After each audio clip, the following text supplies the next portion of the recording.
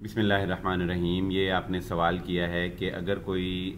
شخص جو ہے وہ رات کو وطر جو ہے وہ نہ پڑھ سکے تو اگلے دن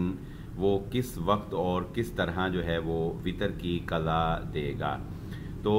ایک بات تو ذہن نشین رکھیں کہ اگلے دن جب وطر کی قضا دینی ہے تو اس کے لیے کوئی بھی وقت کی تعیین نہیں ہے۔ جب بھی آپ کو موقع ملے، ظاہر ہے کسی وجہ سے ہی انسان کی نماز جو ہے وہ قضا ہوتی ہے، اور اس کے بعد جب بھی اسے موقع ملے اسے پہلی فرصت میں اس کی قضا جو ہے وہ دینی چاہیے۔ تو اسی طرح وطر جو ہے اس کی قضا اگلے دن آپ کسی بھی وقت جو ہے وہ دے سکتی ہیں، راجح قول اس میں یہی ہے۔ اور اگلے دن جب آپ نے وطر پڑھنا ہے تو آپ نے اگر ایک وطر پڑھتے ہیں تو 2 پڑھنے ہیں، اور اگر 3 وطر پڑھتے ہیں تو 4 رکعت پڑھنی ہے۔ رسول اللہ صلی اللہ علیہ وآلہ وسلم کا عمل یہ تھا، جیسا کہ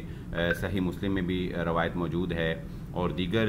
کتب میں بھی روایت موجود ہے، کہ رسول اللہ صلی اللہ علیہ وسلم اگر کبھی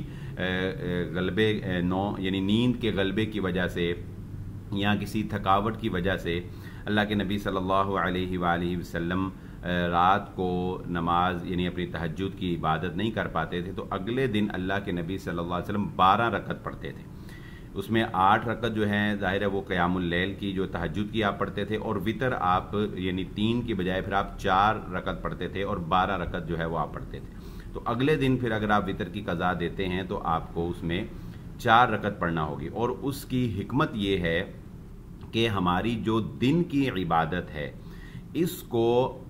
مغرب کی 3 رکعت کے ساتھ جو ہے وہ طاق کیا گیا ہے۔ تو اگر آپ اگلے دن وطر کی قضا دینی ہے وہ بھی اگر آپ 3 پڑھ لیتے ہیں تو ہماری جب مغرب کی 3 ہوں گی تو یہ 3 اور 3 مل کر یہ 6 رکعت ہو جائیں گی، اور ہماری جو دن کی عبادت ہے وہ طاق نہیں رہے گی بلکہ وہ جفت ہو جائے گی۔ اس لیے جب آپ 4 رکعت پڑھیں گے